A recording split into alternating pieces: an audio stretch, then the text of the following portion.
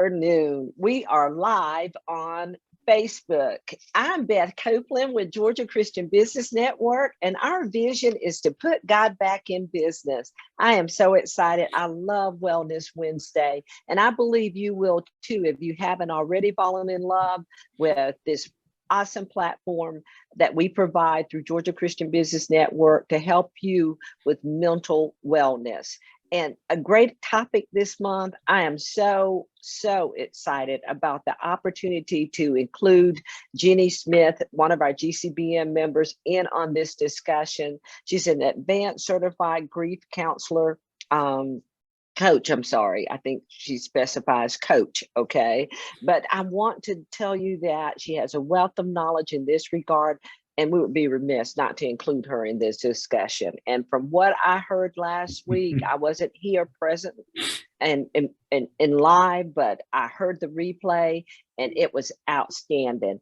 And you know who's back? Pamela. She came back and I left. Thank you. Thank you, Pamela. We missed you. You were gone a good little while. You took your full 6 weeks, right? I did. Oh. We thought we were going to have to come hunt you down, but we're so excited you're back. Still in recovery. In fact, got PT after this call. But okay. And let's do that. Do everything they tell you to do. Okay. And nothing they tell you not to do. Okay. Did we miss you? Yeah. Okay. Welcome back. And then my buddy, my faithful friend, there's Rich Oswald. He's an LPC. Pamela's an LCSW. And they both are Georgia Christian Business Network corporate sponsors. So we like to thank them for that level of support as well. And we like to get our members involved as much as possible. So thank you for being here today. Great topic this month. Good grief. And when Rich threw that out, I was like, oh my God, can we do this? Can we say this? And we can, because we have some great processes that we want to. In fact, today we're talking about the process of grieving. And last week, you guys did a great job. I learned even more, even than I did, Jinnie, from the book that you shared with me. And of course, I walked out this morning and left it in my office. But at any rate, I'm looking forward to your getting in. I think Jinnie's going to recap from last week. Yeah, that's it. Yeah. Grief Recovery Handbook. Grief Recovery Handbook. So I believe you're going to give us an opportunity, Jinnie, to learn some of the things, the key points that you shared with everyone last week. And then you and Rich and Pamela, y'all work together, such a great team. And then also the opportunity is this. Rich, you're going to kind of kick us off today in the direction we're going with the process of grief, right? How about that? Okay, There you go. And then introduce yourselves a little bit more than I did, please, because we always like to get your bios out there. But what we like to do on the show for credibility purposes is to allow people to hear from you who you are, what you do, and why it's important for them to know. Okay. Sure. Yeah, I was going to say, Beth, I think we're missing something. No, can't Feels weird not to introduce ourselves. What? Do you know who you are? No. Do you know where? What was it a thing from the 80s or something? Do you know where your kids are? I think it was a commercial for safety for young people. Yeah. Do you know where your children are? Do you know where you are? Do you know where your facilitators are? What's that? Do you know where your facilitators are? Exactly. Yes. Yeah, like Beth said, my name is Rich Oswald. I am a licensed professional counselor, which is what LPC stands for. I have a practice in Snowville, Georgia, east of Atlanta. I've been in professional counseling officially since 2004, but I also have degrees and experience in mechanical engineering and construction and auto mechanics. I work with individuals, couples, families from adolescence on up, helping them with just things that may be pressing in the moment that they just need help processing through or getting a handle on or getting some clarity on, to things that are much more significant or long lasting things, like even what we're talking about today, grief, trauma, just rough upbringings or difficult things that they've never really been able to get past. So that's where I like it. And I love working with these ladies because they are amazing and they make me look good. So go for it. Who's next? My name is Pamela Bridgeman Bartel, and I am a licensed clinical social worker. I do the same kinds of things that Rich does, except I started at age 6 through geriatrics. I also specialize in chemical dependency, where I first got certified as a addictions counselor when I was active duty. I'm an Air Force veteran, and I was certified as an addictions counselor while I was on active duty. I'm also a certified clinical trauma professional, and I have been providing compassionate care since 1976. I have a private practice here in Northwest Georgia in Cartersville, just south of Chattanooga, Tennessee. And I'm Jinnie Lee Schmid, as Beth mentioned, kind of a guest panelist for the month of Good Grief, and I'm so grateful for that. She also mentioned one of my long-winded titles, which is Advanced Certified Grief Recovery Method Specialist. I have that certification from the Grief Recovery Institute, which is the author of this great book that anyone can get on Amazon or from me. I'm also a certified coach with special training and certification in grief and end of life.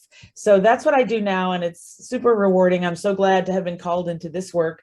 Before that, I did a pretty long career in management consulting, including training and development. So I've always been about people's performance and learning and growth, whether professionally and personally. And to be honest, I'm one of those kids that was like the therapist on the playground when kids were going around on the little whirly thing, they're telling me all their troubles. So it took me a long way, but I eventually, fell into my calling. So glad to be here. And Beth, were you going to introduce yourself as well, or should I roll into the recap? I think you're on mute. Just roll into the just recap. roll right in, Okay. So there you go. Our design last week was that we posed the question, what is it? What is grief? Does it exist? And so the way we explored it last week was I shared a few definitions. And so I thought for the recap, I would just show those definitions again. So the first one was grief is the normal, natural reaction to a loss. So you're not broken, you're not crazy, there's nothing wrong with you. This is how we're designed to deal with the changes of life that come fast and furiously for all of as many years as we're blessed to be here. The next definition is that grief is a possible reaction to any change or ending of any familiar pattern in your life. So most of us associate grief with the big D's, death, and maybe divorce, because it's like a death. But there are at least 40 life events that have names to them that could cause grief, and probably a million other permutations of changes and things that happen in life. So if you're feeling grief from any of those, that's to be expected. Another new definition is that grief is actually not the name of one emotion, but from the perspective of the Grief Recovery Institute, it's a set of conflicting emotions, which acknowledges situations we might be familiar with, like when someone dear to you passes away, you might experience some relief because they're not suffering anymore, which is kind of a more positive experience. You might experience some freedom if you had been struggling in the caregiver role. So you might experience guilt in addition to sadness and some other things. So don't be surprised if you feel sets of conflicting emotions if you're experiencing grief. I'm going to skip one of the definitions we did because it was a little bit of a deeper conversation, and I'll end with this one. I can't remember if we talked about it, but the root cause of grief is undelivered communications, things you didn't get to say to a person that's no longer available to you, or about a situation. Maybe you didn't have a safe place to say how you really felt about that situation. So that's the recap of our definitions. If any of those intrigue you and you weren't there last week, go back and listen to the replay. But that hopefully is a good starting point for our conversation about the process of grief.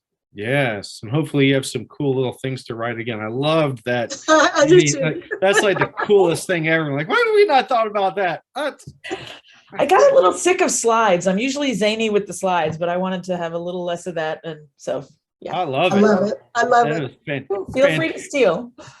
Free for the steal. It's not trademarked. Oh, okay, good. Not yet. Not yet, darn it.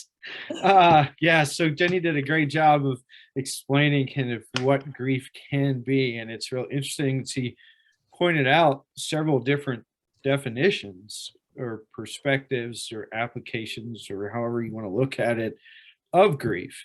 And now we're looking at the process. And when you say the process of grief, I think there's, and Pamela mentioned this last week, and we'll pull it out this week, that there's typically been a stages of grief that people think about. And was it Kubler-Ross is 5 stages of grief that she started back in the 60s, was it, or something like that?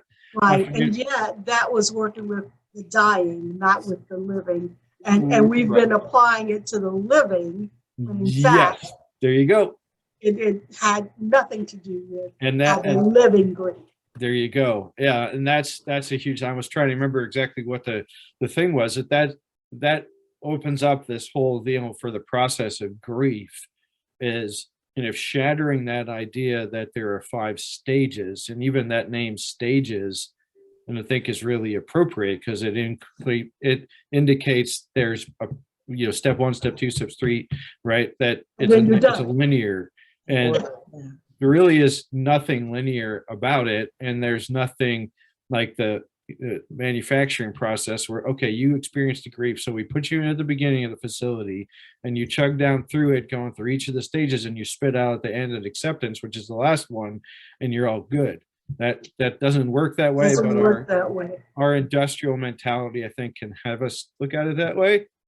And even with Kubler-Ross's, I was doing some research. It started off with 5, then she did some more research. And she said, actually, there's 7, right?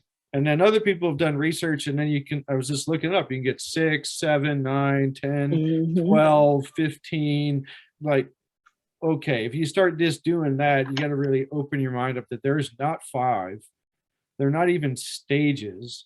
Correct. We're just experiences, and not everybody goes through every one. Not everybody goes through this in the same order. So we're really trying to push this back and say it is a process, kind of like most things in life. It's not a step-by-step, just do it. And Rich, it is as individual as we are. Yes, there you go. That's so you're and that within itself is freeing. Just to hear you, and even the refresher.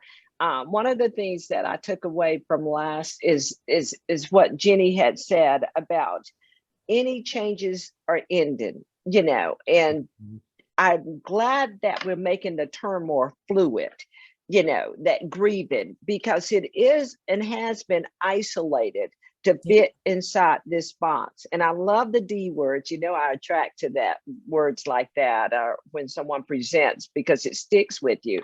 And we could identify grieving in those opportunities, but you open up the opportunity with empowering people to know and to identify what is it that I'm really feeling, these conflicting emotions that I'm having, and it goes under that umbrella of grieving. So, yeah. Yep. And you're pointing out every situation is different. Like, just go reiterate, Pamela, you pointed out that when she did the study, it was studying people who were dying.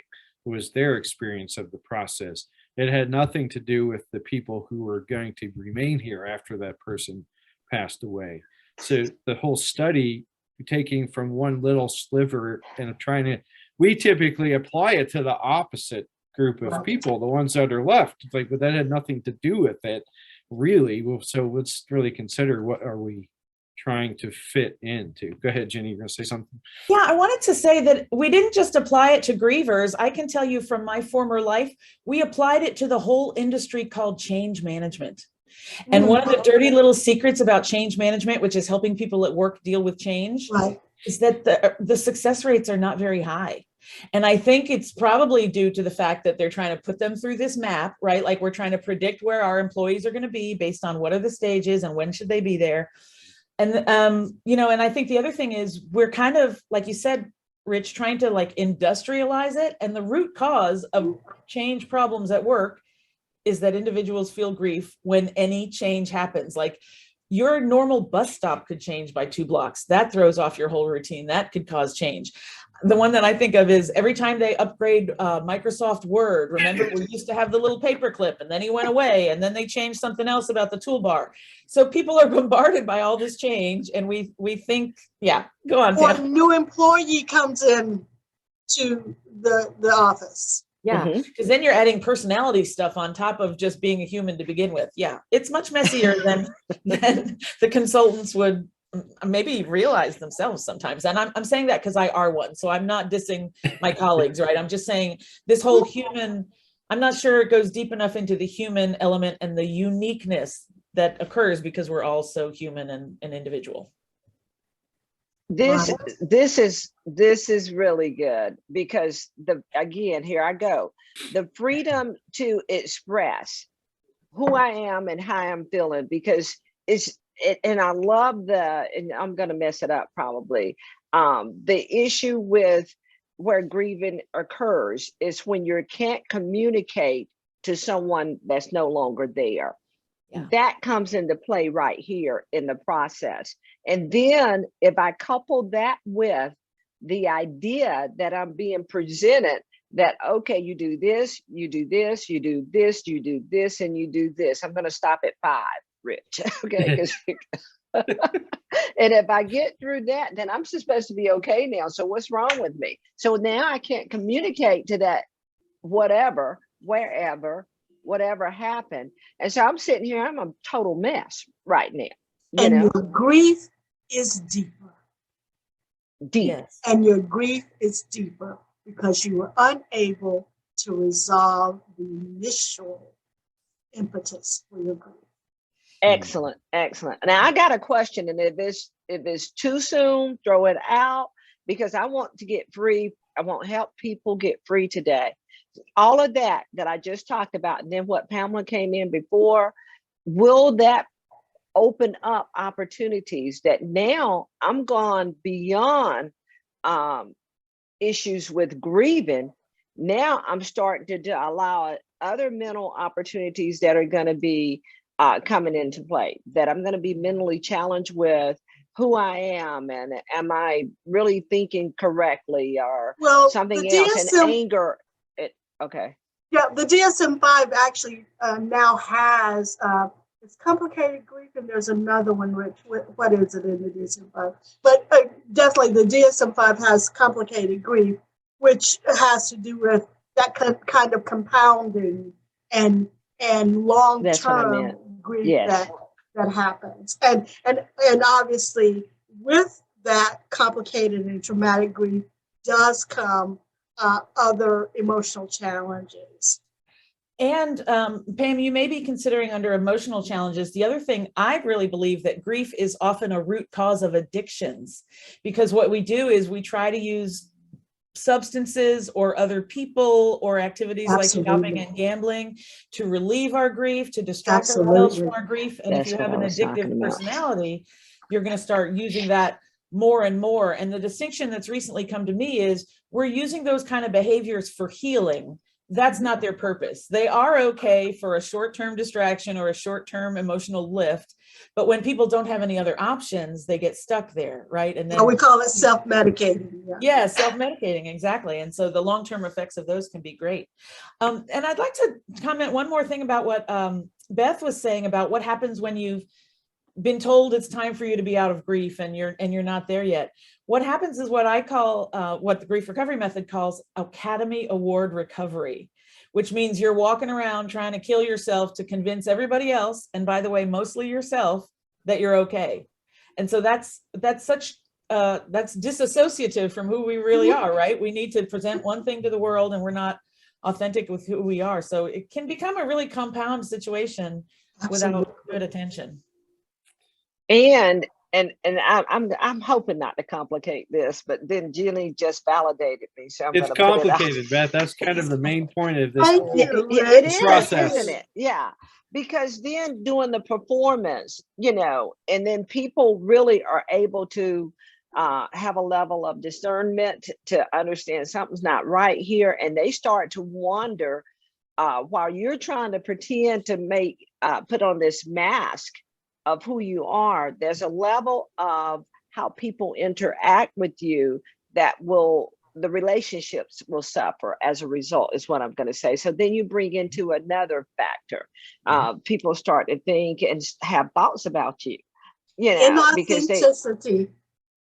I can't hear you say once again. You step into inauthenticity, and inauthenticity Excellent. inevitably challenges relationships. Because Excellent. relationships have to be based upon trust. And I can't trust you if you are being inauthentic. It's true. And I think it's further complicated by the fact that nobody really knows how to support other people in grief, right? We're all operating on outdated sayings or actions that our parents and our grandparents took. And God bless us, we're all doing the best we can. But if someone's in that inauthentic Academy Award recovery state and somebody else doesn't know how to be supportive in a way that's helpful, they could end up being hurtful. And then that creates isolation and disconnection even more. And for Christ followers, we will do this.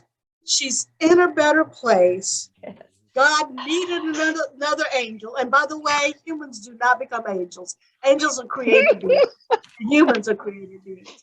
So, Christ followers will get into these platitudes, and it will do two things. It will perhaps stop the person in their grieving process, but it can also cause them to begin to question their faith. And so it's so important that we understand what grief is and how we journey through grief. Yeah. And not, cause people to begin to question whether or not I'm doing this, or I'm done soon enough, or is my faith not deep enough? And just want to leave you with this one scripture people will always quote and not quote the full scripture. The scripture is, we do not grieve. Well, the other part of that scripture is, we do not grieve as those who have no hope. It does not say that we do not grieve. Gosh. It says we do not grieve as those who have no hope. This is so good. And the opportunity right now is to help those that don't know what to say, to give them permission to not say anything, but just be there. Yeah, that would be what sometimes the comfort of your just being there. Why we feel we need to say something, and then when we open our mouths, out, open mouth, put foot in. You've heard that Think term of before. grieving Job, Beth. His friends did really well the first few days. They did so well. They sat there and they were just with Job. And then Elihu opened his stupid mouth. And then God came back and said to them, hey, y'all, you were wrong. Yeah, it's true. Job is actually grieving quite all right. What an awesome example, though, Pamela, for real. That happens. I know just recently we lost Drum's mom, right? And sometimes people don't, but okay, she was 96 years old, but she was a vibrant 96, okay? People don't know that. It was just like a week ago, you're talking and she's teasing me, about weight and eating. And then she's gone, and someone that you really had relationship with, that you love. The thing isn't like, oh, she was 96, and don't say anything. Oh, okay, it was time for her to go in so many words. I mean, that's what you may as well have said. Right. Grief is real, and people love people and the detachment and like, what was that Jinnie said? Any changes are ending. This is related to death. This is an ending that I can't go back and find her here on earth. I've got to learn, my husband has to learn, his family, his siblings, how to deal, the grandkids, how to deal with grandma not being there anymore, so. So I think part of the process, which we haven't really let Rich lead us into the process much like that, but part of the process is the fact that it's learning to live in that new normal. And there's going to be a hole in that life because something is significantly different, but there is a new normal. So it's how do you, I don't know whether it's right to say work around the hole or fill in the hole, but the idea is getting people excited and feeling like they're equipped to create a new life that's just as amazing as the life before that significant loss, you know, which I believe is possible. It's hard because not all grievers really believe that, or they fear that they're being disloyal if they're open to stepping into a new life that's as happy and awesome as the old one. But for those who believe in that and want that, I'm glad we're all here to support them and help them find it. Sure. Awesome. Rich, we're going to let you jump in. But it's there, okay. but I Go just ahead. wanted to I'm say- facilitating by just letting you all talk, right? That's how it works. Okay. But Great I just wanna facilitators say don't say anything. Thank you, those on Facebook Live, for joining us today. If you have any comments or questions, please don't hesitate to let us know. Dr. Jess is over there manning the Facebook Live chat, and there are a few people out there. So if you have any questions, let us know. Hi, Jessica Nails. And I think Angela's over there. So guys, let us know if you have any input and you want to jump on Zoom with us. Please come on over. We're having a great discussion. You know, so Rich, what is the process? One of the things that I'm gonna have to get your book, because right now I use Good Grief by Granger.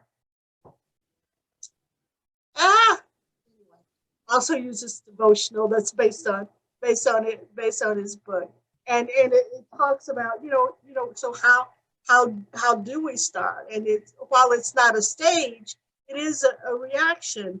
Most people are really shocked, even when you know the death is coming. Mm-hmm. They're in hospice, or the doctor has told you that there's only this much time left. But when it happens, mm-hmm. Yeah, and it's everything you're pointing to is an event, right? You have the event of that, like Jinnie in her chat message has said, that it wasn't a surprise, but it was a surprise when it happened that particular day. And then we also have to recognize that going forward, okay, oh, that person's not going to be here, but when that day or that event, that thing comes, it's still done without that person. Or it's not even just the death of somebody. It's, well, I no longer live in that location. So now when I have this opportunity, it's going to be here and not where I had imagined it to be however long ago. I've even turned down an old street. Yeah. Mm-hmm. Headed to a place that I no longer live, or I no longer work. Yeah. It's gone. That's not what I'm doing. Yeah. Yep. For sure. Yeah. And all of that has to be recognized, because it's process. It's not, okay, I have this one thing, like we're putting it into the assembly line kind of thing, industrialized. But we have a death of somebody. Okay, put it in there. All right, done. You're done with the death? Okay, let's go on. No. That is just one experience of the process that's going to happen, right? Like you're talking, Jinnie, you can have it a positive thing in life, yes, but that doesn't go away, right? That hole or that bump, whatever, is still part of your story, and it's still like the process is actually some more of a loop. Right? You can come back and revisit things, or sometimes it could be a path like, well, I didn't feel that the first go around with this, but now I'm feeling whatever that thing was, right? Or some people might not feel much of anything, or they just feel the relief, and then however long later, like, well, I thought I was done with that. Like, well, you were done with the relief part of it, but now you're in the devastating loss part of it. And yes, it's been 2 years that, hey, you got married this past year, and that person or that thing or that place or whatever wasn't the way you had planned it. You thought you were going to be fine. Not so much. So when something happens, we experience emotions, and they are those conflicting emotions that Jinnie talked It's one of the possibilities. Yep. And because the year is cyclical, as you're saying, Rich, and we're talking about like anniversaries can be really challenging for people, particularly if you're still in the throes of grief and haven't gotten to your healing point yet. But even afterwards, you know, for years memoriam, you know, hopefully they bring up positive memories, but they may also bring up some sad memories too. So the day of the birth, the day of the death, you know, other about. significant Day of the job milestones loss. on the calendar. Yes. So they come back around over and over again. Okay, so one thing that I'm thinking of is delayed grief. Like, for instance, and I don't know, you guys, you use your expert skills on me a little bit here, but when my father died over 20 years ago, in the midst, he left me as the executrix of his estate, and there was a lot of crazy stuff going on. I'll spare you. But anyway, I thought something was wrong with myself. One day I pitched myself because I hadn't cried. And I was like, I'm going to make myself cry or something. I'm not kidding you. I'm not trying to be funny. I'm telling you the truth. Like, did I not care? Am I mad at him because he left this stuff in my hands or what? Honestly, I was dealing with all that. And what I now know is that I had so much on my plate to handle that I did not allow myself to grieve. And then everybody else doing all their grieving and I'm helping them. And then all of a sudden, I mean, it was a good almost year later. And I'm just having these issues, you know, of stuff that I had handled even in the midst of how I did that stuff. I can't tell you. I cannot tell you. I was not myself, although I was functioning. But yet, the emotional piece of that just came to it's like almost I was undone. And then one of my friends told me that because of my faith and because I'm a strong woman of faith, that I shouldn't be having those feelings, you know. And I was like, okay. And so then what was the drama queen? How did you call it? The Academy actress, Award recovery. the Academy Award. Girl, I won it that year. Yeah. I won it. You know, I went through with the pretension of, oh, I'm okay, you know, because my friend, she loved me. She told me I wasn't supposed to be feeling this because you're a woman of faith and people are watching you and got, you know, that my father had left me in this place because he knew that I could. And I was like, talk about weight. And when you talk through the process, the rest of the show, please help people with that part. It's kind of what Pamela said, but I think you need to take a deeper dive into helping we people. do not grieve as those who have no hope. We grieve. Right. We grieve with hope. That being a geeky engineer too, I'm looking at the words process, right? That indicates like, what's the process of baking bread? What's the process of changing a tire? What's the process of getting a degree? And we use that word because that automatically we think of steps in a particular order over a particular time period. When grief isn't a process, it's an experience. I like that, Rich. Right? I really like that. And it's a personal I really experience. like that. Good. That's what I was coming, like, that's where we're getting bogged down too. What's the process? It is not a process. It's Oh an my God. And it's an individual experience. Right. Because we try to control everything. Our human nature. There you go. Yes, A sign. yes, I got a sign. Yes. We try to control everything. Human nature is so much about control. And that's where sin nature started. We said, oh, we're not going to follow what God's idea is. We can actually do it better. Right? We know better. We can do it better. So let's just push him out of the way and do it ourselves. And that's what drives all of human nature and the twistedness of it. We try to control whether it's our own emotions, other people, circumstances, just name it. And We I can't. want you to control. emphasize, Rich, too. And I want to keep emphasizing this, that experience is individual. My personality Absolutely. is different from your personality. Absolutely. My psychological makeup is different from your psychological makeup. My physical makeup is different from your physical makeup. And we experience our grief in our bodies as well. And just as we are individual in our makeup, our experience of grief is individual. From in the same family, my sisters and I talked about one time writing a book called Through Different Windows, same house, different windows. If I'm in my bedroom looking out on my front yard, I see something different than someone who's in my living room looking out on my front yard. So there are windows in the house and we may be looking in the same direction, but we're going to experience different aspects of that because our perspectives are different.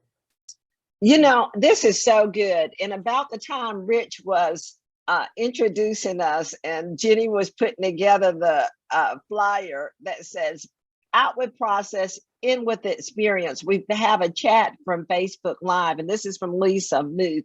Hey, my friend, I feel like I grieve every time we move. Hashtag military spouse life. Okay. And then she went on to say, yes, Rich, give us the process. It's not a process, it's an experience, you know. And I love what Pamela went on to tack on to what Rich said, because when we tell people, if we tell them it's a process, to me, there's a start and a stop. If we tell them it's an experience, you can have this experience multiple times and your experience will be different. As Pamela, she gave us permission. Did you see me? I'm like, I'm done. I'm about to go get coffee and y'all just go on because I got what I need today. I don't know about anybody else, but I'm sitting in here to learn today. And I'm okay now. You can't touch me with this anymore because it is my experience. Now, this is a thing in the process that if I'm ahead, just kick me out, okay, is doing the experience. I need someone professional, not my dear sweet friends. That's not my friend anymore. And it's not because of that, but she's just gone. But I need somebody professional that understands that even if I'm subjected to misinformation, there might be an opportunity that I need to go to one of you to support. And I want people to be okay with that. Yes. Can we help them be okay with that today? Can we give them permission to say, hey, we're available. Y'all are available. I'm not there yet on this one all the way. I'm still we're all in our own experience of life, right? We say you're in our process. You can even put a log jam in it. Well, what's the process of grief? Well, it's lifelong. Absolutely. Oh, Absolutely. yeah, you're not done with it until you die. So hang tight for a while. I want to go back to the giving permission. One of the things that I try to work with pastors a lot. Sometimes pastors discourage. They may not directly say don't go to a professional, but sometimes they will say things that will cause their congregants to believe that somehow they are not faithful if they seek out professional help. So I like the pastors who recognize that there are gifts in the body of Christ. God sets gifts in the body. There's the fivefold ministry gift of apostle, prophet, evangelist, pastor, teacher. And oftentimes those of us in this particular field, and I don't know what anybody's religious perspective is, and I hope I don't offend you, but I know that I'm called to the prophetic. I'm an intercessor. And oftentimes people like me, like Rich, who are believers, a call to the marketplace and not the pulpit. Well, and I love what you're saying, Pamela. And don't forget, there's the gift of healing. I feel I've Absolutely. been called with the gift of healing. It doesn't look like laying my hand on a forehead and you fall over or start walking out of a wheelchair, but that's, Right. those are the gifts that I was endowed with, the healing and the encouraging. And I think all three of us do That that. edification, absolutely.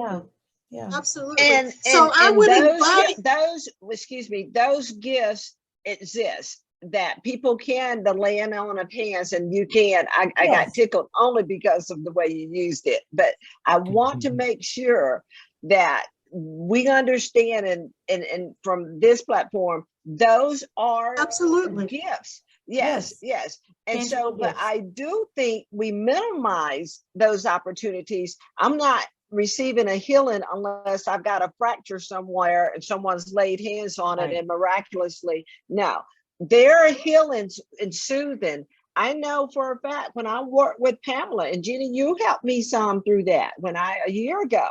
Oh, I was a hot mess, emotionally. And there's healing. I needed someone to make sense of this, familiar therapy and all of that stuff. I didn't want to know about that, but I didn't know what was going on. I didn't know why I couldn't cross the street. It's this stuff is real. And just a little theological training. That scripture, gift of healing, when you look at it in the original language, it's actually gifts of healings. And I love that.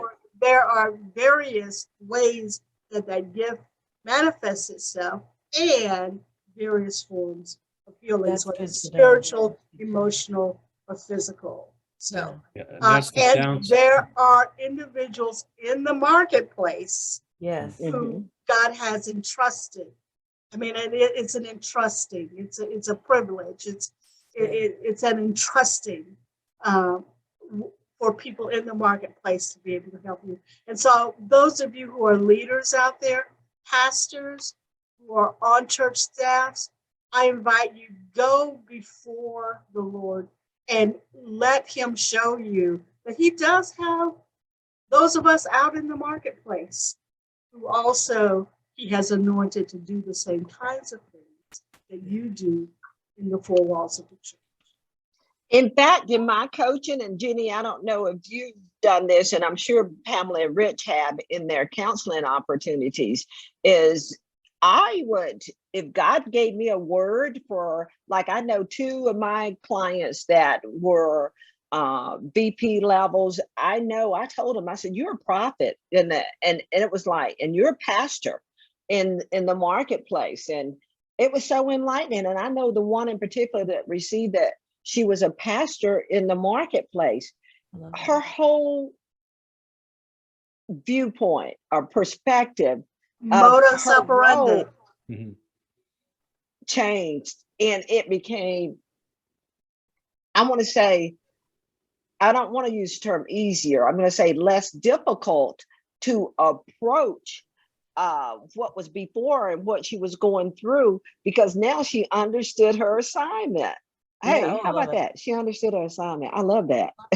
I love to use that term. So I think we've gotten a little bit away from the experience, and we've only got a few more minutes. Is there something that we need to do to bring this together, Jinnie, to help people to understand the experience? I did want to say something about the word experience, because Beth, you said, can we have permission? And I think, and Rich, this is what I'm stealing from you, this way of explaining it's not a process, it's an experience, because once it's an experience, we're all empowered to live it out the way it occurs in our life. And I hope this conversation is empowering people to get that expert support in the times when they need it. You may not need it every time there's a change or an end in your life, but some are going to hit you harder than others. And the other thing that I'm getting chills about is, I recently have realized that healing is just the beginning. It's just the foundation. I'll tell you why this is God's work, because once you're healed, now you can really express yourself fully, and you can do what you're here to do on this earth. You can learn what God's assignment is, and you can bring it to fruition. And that's what I'm getting excited about in my work with women leaders. I'm, to be a little too blatant about it, I'm really sick of women like holding themselves back with baggage and things we tell ourselves, because women are awesome and we have so many things to contribute. And like I said, for me, the healing is just the beginning. The end result is let's go revolutionize the world by doing exactly what we're here to do to our full capacity. Yes. So that's a word of hope about grief. Girl, Let's get preach. grief resolved, Come and let's on. go Yes. do the rest. Yes. Yes. It's Yes. exciting. It's like you said, Pamela, it's a privilege to have been called to help people do that. I mean, I'm sure all of us on this panel agree that's what it's all about, so it's exciting to get to help people with that. For sure. For sure. Yeah, so the process. What have we learned, Rich, today? Yeah. What have we learned? Oh, I'll say thanks. What are we going to thanks, talk about next Professor Pamela. I think I'm not over there anymore. No, you're not. Well, you can still have the title. You're just not functioning as it directly, right? You're not in the church. You're not in the academic world, but you still are teaching. So She still has her assignment. yeah, your assignment is still being fulfilled. But I think we've distinguishing when we said the process of grief, we really wanted to kind of throw that out and say it's not a ordered, expected, have to do steps in it in a certain period of time. It's actually almost as opposite as you can get. It's a custom tailored individual experience that has its own timeline, its own events that happen in it, and the emotions are completely up to where you are at the time and what you're thinking and how you're processing it and looking at the event and whatever it is, whether it's the event that happened or the events that happen after the event that aren't the events that you thought were going to happen if that event hadn't occurred. If you can follow all those event things, right? All those things that I have to deal with now because this thing happened and I wasn't wanting to deal with those things. All of that is just part of your own story and really challenging some more of the Western society that's we so love to control everything. Right? We really want to control the uncomfortable feelings. And you mentioned addictions and those coping strategies that may work for a short period of time to get us through something, but really don't even really work ever. They just take a start down a path that's not helpful.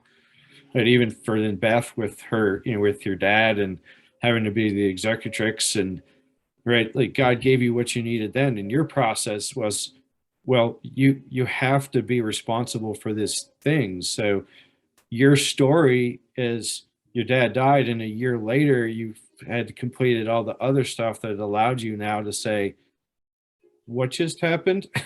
Yeah, exactly. Hang on a second. Exactly. Everybody's going, you should be done with that. Wait. You were not the executrix of my dad's estate. So shut up. Right? Like that's not happening. That wasn't your story. I'm not on the same path as you. Yeah. So, but because I was weak though, Rich, and I wish I had been strong enough to say, shut up, Well, but you're not, and that's part of the embracing it as well. We're saying that right. now to kind of give people permission to say, that's nice that you're there. I'm not. I'm and it's not. okay for us and to I'm be okay in two different places. Right. It's fine. Right? But I'm okay though. I'm fine right where I am. I'm okay. I'm okay. Jinnie, I know you're trying to come, but let me throw this out and you might want to address this as a part of it.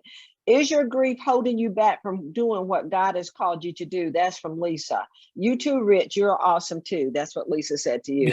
But yeah, and I want you to address that, maybe Jinnie, in with what you're saying, because you kind of started going that way because you were talking about some women, but it's life, period, I think. But the greater opportunity is that the truth? Is that the case? I believe that it can be. So there's a couple of aspects to that. Number one, grief is cumulative and always cumulatively negative. So for instance, by the time I had I was Academy Award recovery 20 times over. When I was 47, the biggest loss of my life knocked me over because I had no tools. And that's when my pressure cooker exploded and couldn't play along anymore, right? So in my opinion, everyone is carrying around residual grief. And we also know, Pamela said this earlier, grief has physical burdens that it puts on you, emotional burdens. It saps your energy, it saps your motivation. So yes, I believe most of us are in a situation where grief can be impacting our ability to complete our assignment, fulfill our purpose. There was something else. Oh, and grief comes with a few gifts. Like you might realize, oh my gosh, I've got other stuff I need to clean up. You might realize time is running short for me to complete my assignment. Let me get on it. You might realize, as Beth did, hey, I don't need to take that from people who aren't respecting my experience. I need to learn how to stand up for myself and call out, you know, stand up for what I need. So there are gifts to be had. That's why my new philosophy is that healing is literally just the beginning. Get as many thorns out of your paw as you can, so that you're as fully equipped as you can be to fulfill what you're here to do. I think that's a pretty compelling argument. It is for me. I think that is so awesome. And I love, pick as many of them out. You might have some left there that you didn't get them all. There's a nub there, but that is so awesome. I love it, love it, love it. Let's see what they're saying over here really quickly. Toby said, hey, Toby, reach out to me soon. I want to talk to you. But she says, being strong is not always an attribute. Grace is perfected in weakness. Talk about a way to end us up here. Talking about grace is perfected in weakness. Is that and I think that case? Leads us into the topic we're going to talk about next week when we're talking about should Christians grieve? And so understanding how it is that Christians grieve, we'll talk about next week. And I think that's a great lead into that. Yeah, I think that is totally a great lead in. I'm so excited that she said that, because that she and Jinnie coupled together just kind of told my story, because of trying to be strong and I don't have the strength. And it's okay to put self-care ahead of it. That's another topic, but caring for myself, getting the help that I need was urgent before I could help anyone else, you know? And so being strong isn't weakness, you know? It isn't an opportunity to be an attribute, I'm sorry. But sometimes that's this Academy Award. Part of the Academy Award performance is pretending you're strong. Yeah, right? And that delays it. Look, I have another prop. Can you guys see sadness from the movie Inside Out? Yes. Yes. Sadness is what lets other people know you need help and draws people to help you. Do you remember that big insight they had in that movie? So she's kind of my spirit animal. And I've shown that to not just kids, but to adults as well. Yeah, that's great.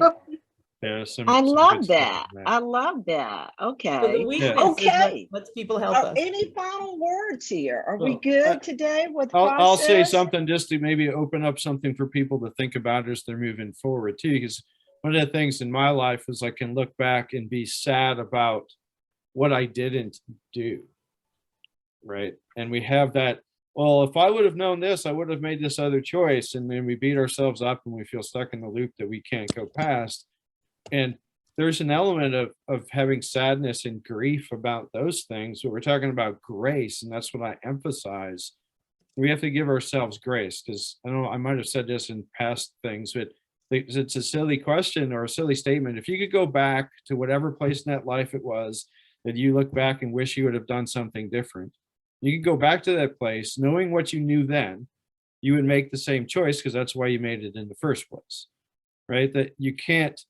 We have this, if I only knew, well, sure, if you knew what you knew now, then you would have made a different choice. But then you might be beating yourself up for that choice because it would have been not the one you would have known now had you, right? It's all this circle stuff. So it's going back and saying, well, that's what I do, right? So now at whatever age I am, you know, and I have to do this. My life is what I thought it was going to maybe play out when I was 18 or 20. It doesn't look like that. It's not even close. You would have asked me, or told me you're going to be in Snellville with, like, what? Where is Snellville? I'm in Pennsylvania. You got to be crazy. I'm gonna live in Georgia. What is wrong with you? Right? It wouldn't be even conceived that it was going on because I'm making choices this way. But going back and going, hey, it's what I had. I did the best with what I can, and then add this into it, because we can go back, and whatever old we are, we can say, well, gee whiz, I spent this much time doing this thing, and I only have so much time left. No. You're not thinking about it. We're talking about this as Christians grieving. This is so good. Our life doesn't end when we die here. Right? One of my favorite authors is John Eldredge, and he talks about in his book, All Things New. If you look at Revelation, and I think Jesus might have said in other places too, that God's he's gonna make a new heaven and a new earth, right? So he's gonna restore our experience that he originally set us up to be. Remember, Adam and Eve were put on this world that earth was made, and we've never left it. It just got all messed up. Right? So his ultimate goal is to pretty much get rid of the junky one, build another one, put us on it in a good place. So John's vision, which makes a lot more sense to me, because I don't think you're going to sell guys on, hey, come to Christ, because what you're going to do is you're going to wear a robe, you're going to sing in heaven for eternity. Like, let's go get a beer, because that sounds horrible, right? It's not. And I'm like, yeah, that doesn't, don't get me excited about that. That's not going to happen. But if we know, wait, no, we don't need a bucket list. This is from John. We don't need a bucket list, right? Because we're coming back to the place. It's going to look a lot like this. It's just going to be awesome. It's not going to be broken, right? So forget the bucket list. Just anticipate I'm going to get an opportunity to do that as many times as I want, whenever, right? I can see all the places that I don't get to see now, because they're all going to be here just in a way better form. So I'm going to get to enjoy it in a much better way. So stop. So Rich, that is, we do not grieve as those who have no hope. Exactly. So Rich, there you go. I set it up for next week. Described the hope. Right. Exactly. I love this show. I just love it. We do such awesome opportunities for empowering, but I see the enlightenment all through this. It's just because my eyes are just like this big now. You know, my perspective is just so much broader. And then Reverend Rich just took us to talk about Revelation, the new heaven. So I'm gonna pass the collection plate right about now. I just love this place where we are. God is so good. This is what I want to say, and we're gonna have to close right now. And I got to tell you some great things here. But what Rich is saying, what we've shared today, I hope you're encouraged by it, because God has a plan and we are part of it. And I'm kind of stuck on what Jinnie said and how Lisa asked that question. There is so much opportunity for us to experience the joy of the Lord if we allow Him to be our strength. And I shared on a virtual speaking engagement last night, that sometimes we look for, or maybe it was a impromptu ping. I got out there and did a video, face live video yesterday afternoon. And this is what I talked about, is we spend too much time giving attention to coulda, woulda, shoulda. Right. And then what God showed me is Cliff, Nip, and If have joined the game. We allow them to befriend us too much. Coulda, woulda, shoulda, Cliff, Nip, and If. Okay. And I don't even know those people. Okay. But they're all in my business. And so what we've got to do is to understand this word that I just love. That's why I call, and it's my lead in for GGG, experience. Rich gave us an opportunity. And that's exactly what you'll get if you choose to join us in August for God Golfing Girls, the experience. This is our 7th annual event, a healing journey. Pamela's business is one of our sponsors for this year. She always opens us up on Saturday morning for the past 7 years. Is that not correct? Yeah. And so we hope you'll join us. Jinnie, I hope you'll join us this year. It's going to be outstanding. outstanding. We are so excited about Erica Jackson and CYE Enterprises. I was on an outstanding meeting with her on yesterday and someone else. Expect great things from that meeting. But I want to tell you, Georgia Christian Business Network, we're focused, determined, and intentional to put God back in business. Listen, we have great shows like this. We got next week coming that they've already positioned, and someone wants to say something in a second about that. That's fine, but I think they've already positioned you. I know we're going to recap some of this great discussion that if you didn't get anything out of it, I certainly did. Today was just such a fulfilling blessing, and now I know about the transactions of Rich and Pamela talking about how Jinnie blessed the platform. Thank you so much again, Jinnie, for joining us. Listen, visit our website, gcbnetwork.com. Join us, become a member, become their sponsor. Tell someone about the great work that we're doing here. I want to commend our virtual assistants. We had about 8-10 people on the call last Saturday. And Pamela, you were there. It was outstanding. They were just sharing so much information, Lisa Muth and Rosalind Jean, about helping our business members. And it was for business members only. I'm sorry. Membership has its privileges, right? And they were really helping. If you had a virtual assistant or if you didn't have one, you still left with great tools. So I want to thank you, Lisa and Rose, for doing that for us last week. Also, any questions, look forward to hearing from you. Don't forget Friday's noon flyer. Join us on Friday. It might be me, it might be Lisa, or it might be someone else, but it's always a great word. So be encouraged. Thank you guys again. This has been wonderful for today. Looking forward to talking to you guys next week. Okay, take care. Bye-bye now.